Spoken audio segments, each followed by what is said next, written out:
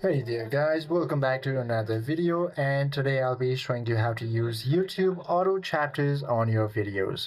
You can use YouTube auto chapters by replaying on YouTube videos automatic recognition or by typing manual timestamp into your video description. Now to enable automatic chapters, all you have to do is open your Creator Studio from your youtube.com.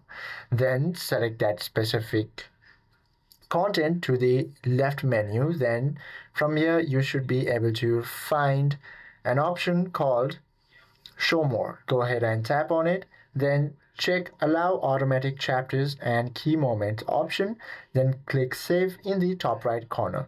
Now mind I tell you, you have to access YouTube Studio from your browser. You cannot use this feature from the application itself. So what you want to do is open your browser, then type in YouTube Studio and ensure that you have enabled your desktop site option on your mobile devices, or if you are in PC, no worries.